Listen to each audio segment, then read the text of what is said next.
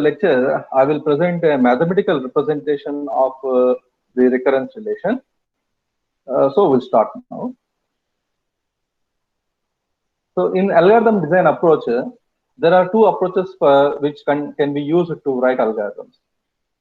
So in general, in algorithm design approach, there are many other approaches, not only incremental and divide and conquer, but these are the two basically used algorithm design techniques. There are some other techniques like a greedy method and branch and bound technique and many other algorithm techniques are there. Anyhow, the incremental technique means it's a linear procedure. So linear sorting algorithms like bubble sort, insertion sort, selection sort will fall under this category. Divide and conquer in sense you will divide the unsorted list into sub arrays and you will perform the sorting. The best example is merge sort and quick sort. These two will fall under the divide and conquer strategy. Recurrence in sense for large value of input size, recursive algorithms give exponential running time complexity. We have already seen in the previous lecture that recurrence will require more memory, and the computation is very fast. But to store the previous links of the recurrence, the computer or the system must have the huge memory. This is what the idea of the recurrence relation. Okay, that means even though recurrence is very fast, it requires more memory. Where in case of non-linear, in case of incremental or linear procedure, which is quite opposite to the recurrence, and we can also say those are to be iterative procedures or iterative procedures. Those iterative procedures are somewhat lengthy but require less memory. So in time complexities, we have two categories. One is the complexity which is related to the processor, which is called time complexity. The complexity which is relating with the memory, which is called space complexity. So if you compromise space complexity, then you can achieve time complexity. If you compromise time complexity, then you can achieve space complexity. In that way, in the recurrence relation, you can achieve the time complexity. That is, processing will be more, but require more memory. When an algorithm contains recursive call to itself, then its running time can be described by a recurrence equation or recurrence. So following algorithms are the recursive algorithms: Fibonacci series calculation, factorial calculation, binary search, merge search. So in the searching algorithms, we have seen that median search, merge search, binary search, and interpolation search. In all these searching algorithms, we have used happily recursion. We have not used the iteration there. Directly, we have used the recursion concept. So the reason code length is also decreased, and the complexity of writing code also decreases. Solving the recurrence. Solving the recurrence means here the procedure will be like this. Solving recurrences means asymptotic evaluation of their efficiency. The recurrence can be solved using some mathematical tools, then bounds. Here bound means the asymptotic bounds, asymptotically upper bound, lower bound, middle, or we can also say in the best, average, and worst case with the big O and omega and theta notation. On the performance of the algorithms should be found according to the corresponding criteria. So corresponding criteria in the sense, the criteria may be the best case, maybe the average case, maybe the worst case. So this is what the corresponding criteria means here. So composing recurrences for the divide and conquer algorithm. Now we'll see the composition of how the recurrences can be composed for the divide and conquer algorithms. The divide and conquer algorithm, first step is the recurrence for the running time of the divide and conquer algorithm is based upon 3 steps. First step is let T of n be the running time of the problem of size n. If the problem size is small enough, n is less than c for some constant c, the straightforward solution takes constant time, which we'll write as theta of 1. That means I want to sort two elements. Do you require divide and conquer method? That means here two elements means the problem of size n is equal to 2. The problem of size is too small, that is n is less than or equal to c for constant c. I will say to divide and conquer at least 4 elements are required. That means constant value here is c is equal to 4. That means the number of elements that I am having is only 2 or only 2.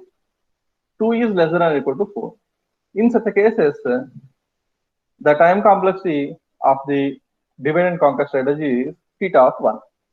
That means within one run, the sorting will take place. This is the first condition when n is less than or equal to c. Suppose that our division of the problem yields to a subproblem, each of which is 1 by b size of the original. It means I am having around 32 elements. Now I may divide it by 16 subproblems. Sorry, 2 subproblems, which consisting of 16 and 16 elements. That means each of which 1 by b size. That means 1 by 2 size. That means 32 by 2, 16 and 16 size. Like that you will divide it. If we take d of n time to divide the problem and into the subproblems and c of n time to combine the solutions to subproblem to original problem, we got the recurrence. It is just like how much time it will take to go to a place and come back. That means you have to calculate the time to reach the destination and the time spent during the destination and the time spent to travel from the destination to the source. Like that, here we have to consider d of n time to divide the problem into subproblem, how much time it will take to divide the problem into subproblems, and how much time it will take to process the after division, then how much time it will take to combine the solutions of the subproblem to the original problem. So here d of n plus c of n plus some constant. Constant is here that may be the time in middle of the dividing into subproblem and combining the solutions. That means solving the particular subproblems. D of n plus c of n. So if the n is less than c, the time complexity is order of 1 or theta of 1, c of n is equal to. Otherwise, the time for division and time for combining of the solutions plus the division. So first I will divide into a into t of n by b division. Now next in the recurrence, now a t n by c plus d of n plus c of n. Like that, keep on recursively it will go for division. So solving the recurrences, hence solving the recurrences means finding the asymptotic bounds big O, big omega, big theta for the function t of n. Now solving the recurrences, in how many ways you can solve the recurrences? The first way to solve the recurrence method is recursion tree method. You can draw a recursion tree, that is converts the recursion into a tree whose nodes represent the subproblems and their costs. Like that, for example, I am having the 16 elements. I will divide into two categories, 8 and 8. There is 2 subproblems, 8 and 8. Then 8 will be divided into 2. Then 4 subproblem 1, subproblem 2 consisting of 4 and 4 elements. And at the right side also 2 subproblems. Like that, I will keep on dividing them till I reach a single element.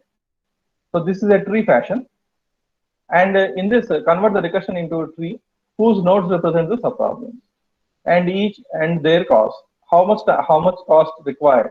Here, cost in the sense it is not currency cost. Cost in the sense the time complexity, or we can say the amount of time required for executing the particular instruction. Next is substitution method. We guess a bound and then use mathematical induction to prove our guess. This is purely based on guess. I will feel that, okay, the upper bound may be n square, then I will start working on proving of this particular guess. Next is master method. The master method provides a bound for recurrences of the form T of n is equal to a T of n by b plus f of n, where a is greater than or equal to 1 and b is greater than 1. So f of n is the given function. So f of n is the given function, and this f of n will be calculating with the time complexity T of n is equal to a into t by n by b. That means how many divisions will make it. So based on that, this master method will calculate this. The first one is very easy. You will divide that recurrence into tree fashion, and you will calculate how much time is required for going for the calculation of subproblems and their cost, and finally you will combine them and you will get the time complexity. Substitution method means here we will make a guess and we will try to prove that guess with the help of mathematical induction. Master method means this standard formula we will use always to calculate the time complexity. That is, T of n is equal to a into T of n by b plus f of n. F of n is the given function. So recurrence tree method, a recursion tree is used to present a problem as a composition of subproblems. It is very suitable to present any divide and conquer method. Either it may be a quick sort, or it may be a merge sort, or maybe any other divide and conquer algorithm. This is a very easy method to represent. Each node represents the cost of single subprogram or subproblem. Usually, each level of the tree corresponding to one step of the recursion. We sum the cost with each level of the tree to obtain set of peer level costs. Then we sum all the peer level costs to determine the total cost of all levels of the recursion. So as a result, we generate a guess that that can be proven either by substitution method or by master method. So now I request you to go through the recap of the sorting and searching algorithms. There I have given a very simple example for making this division and all. But we'll see in theoretical way now. So as a result, we generate a guess that can be proven either by substitution method or by master theorem method. Now solving the recurrences according to the master theorem problem, given a divide and conquer algorithm, an algorithm that divides the problem of size n into a subproblems, each of n by b size. So that already we have seen just now. So let the cost of each stage, the work to be divided the problem plus combine solve the problem be of order, that is function of n, described as a function of n. Then the master theorem gives the rule of the algorithm running time like this. This is the standard way of writing the divide and conquer method. Please remember, if n is if the divisions are less than a constant, then the complexity is 1. Otherwise, the complexity should be defined in this way. Okay, this is the standard representation. You are supposed to either note it or mug up, that is up to you. This is a standard relation. Here f of n is the given function which satisfies some predetermined conditions. Now the master theorem method starts. If T of n is equal to a into T of n by b plus f of n, then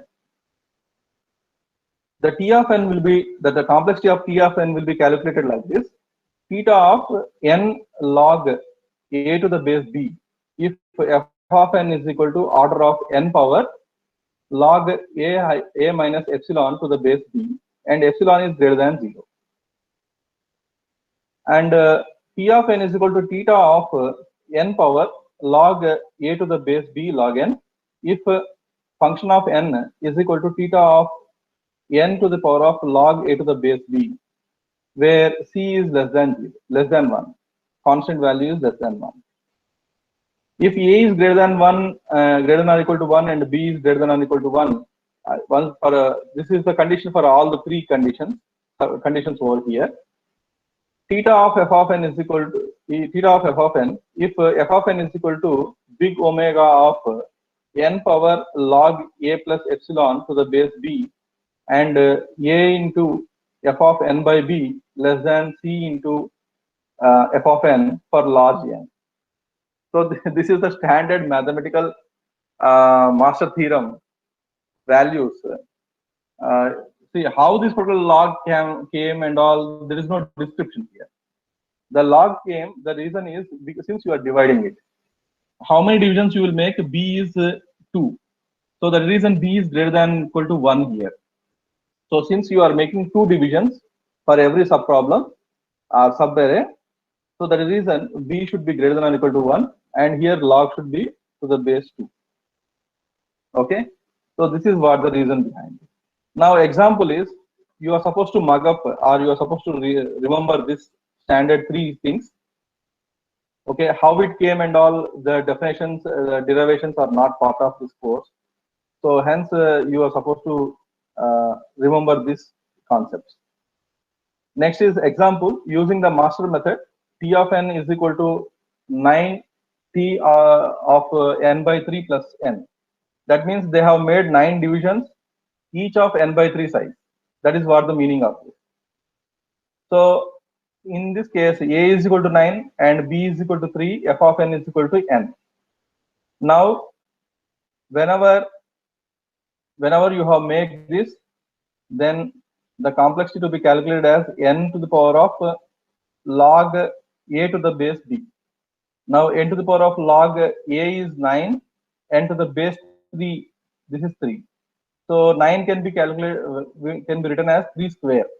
So log 3 to the base 3 will be cancelled, and you will get 2. So n square is the complexity. Since f of n is equal to n is equal to order of n power log 9 minus epsilon to the base b, or a minus epsilon to the base b, where epsilon is equal to 1, case 1 applies. Okay. So the solution for this is order of n square, where in case of here, t of n is equal to 2 into t of n by 2. Check for the case 1. Is f of n is equal to order of n to the power of a minus epsilon to the base b. So here a is 2, that is 2 divisions, equal divisions of equal size. So that is reason a is 2 and b is also 2. So a minus epsilon means here, what is the epsilon here? Epsilon is greater than 0. Okay, for any epsilon greater than 0, n is bigger. So case 1 does not work there. So here, what is the epsilon to be taken here? This is the epsilon value to be taken. Epsilon is greater than 0. The reason is you are making more divisions of equal size. This is what the reason why the epsilon is greater than 0 here. So when epsilon is greater than 0, then you have to check for the case 2. F of n is equal to theta of n log a to the base b. So n is equal to theta of log 2 to the base 2 n. So theta of n s. Therefore the complexity will be calculated as theta of n is t of n is equal to theta of n power log a to the base b log n is equal to theta of n to the power of log 2 to the base 2 log n is equal to theta of n log n. With these two things, please remember, if if A is greater than B, that means 9 is greater than 3. In such a cases, case 1 you apply. Okay. If A is equal to B, then you apply case 2. In this case, if when A is equal to B, okay, the time complexity is n log n only. That means you recall the quick sort or merge sort, where you have done the two perfect divisions of equal size. So solving recurrences, the substitution method, known as a good guess method. First step is to guess a solution, that is a bound. Second step is to prove the correctness of the guess, substituting the guess into the recurrence using the induction. Substitution method steps will be like this: guess the form of the solution, use the mathematical induction to find the constants and show that the solution works. The solution method can be used to establish either upper bound or lower bound on the recurrences. So how the substitution method works? If T of n, only one element is there, n is equal to 1. Otherwise, the division will be like this: 2 T of n by 2 plus n, where n is greater than 1. The guess method, exact solution is order of n log n. Okay, order of n log n. That means if you might have done the divisions in a different way and number of elements in the each division in a different way, then the first case to be applied, otherwise second case to be applied. So T of n is equal to 2T of n by 2 plus n. We guess the solution is T of n is equal to order of n log n. That is to show that T of n is less than C into log n log n for some constant C greater than 0 and n is greater than or equal to n naught. Proof by mathematical induction. In the mathematical induction, first of all we'll do is we'll start with n is equal to 1, then we'll keep on increasing that and to get the final value. So T of n is less than or equal to 2 into C of n by 2 log n by 2 plus n. So keep on doing this. So you will get some 2 means here. Currently you got 2. In the next iteration you may get 4. Next iteration you will get 6. Sorry, 8. In the next iteration you may get 16. Maybe anything. So that reason you are making it as constant C. C n log n of n by 2 plus n. Now this elaboration was done. That is C n log n.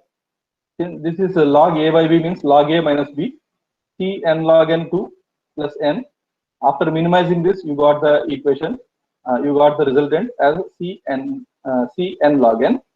So since C is a constant and greater than or equal to 1, C is a constant, you can ignore the constants always in the complexity and only take the variable value, that is n log n. So thereby you will get the complexity as order of n log n. Next is C is chosen. Now choose n naught. For n naught is equal to 1, the bound T of n naught is less than or equal to C into n naught log n naught yields to T of n. That means whenever n naught is there, where you place value is equal to 1 by mathematical induction, T of n is less than or equal to C log 1 is equal to 0, which is not true for T of 1 is equal to 1. Thus, the base of our inductive proof was failed to hold. So the reason to overcome this difficulty, we can take the advantage of the asymptotic notation, which is only required to prove as whether this particular asymptotic notation are in the tight bound or not. Whenever you represent the tight bound, obviously the tight bound is represented in the theta notation, which is a very tight notation. So theta P of n is less than or equal to C n log n for n is greater than or equal to n naught. The idea is to remove the difficulty of the boundary condition T of 1 is equal to 1 from the consideration. Thus we replace T of 1 by T of 2 as the base case in the inductive proof, letting n naught is equal to 2. That means whenever the n naught is greater than 2, then only this particular divide and conquer will work. The reason is whenever n naught is equal to 1, the time complexity is always 1 according to the previous condition that we have mentioned here, not here, here. here. So theta of 1 if n is less than or equal to c, but the number of elements must be 2 to run the. So with this takeaways are like this. The divide and conquer method will work only if there exists at least 2 elements. That is the first thing you are supposed to remember. Second thing is the divide and conquer method generic equation need to be like this. P of n is equal to a into P of n by b plus f of n. Here, based upon the a and b, you have to choose the complexity. If a is greater than b, then choose the case 1 as the complexity. If a is equal to b, then choose the second case as the complexity. If a is greater than b, the complexity is like this. Since here a is 9 and b is 3, since a is greater than b, then the complexity will be calculated in this way. If a is equal to b, then you take the complexity like this. So always we assume that equal divisions with equal elements. So that reason always the time complexity of the divide and conquer method will go for n log n complexity. And also we have made a check on the how many elements that are required for applying the divide and conquer strategy. Thereby we come to know that at least we must have 2 elements to perform the divide and conquer. So this is the mathematical way of representing the recursive relation in the case of divide and conquer strategy.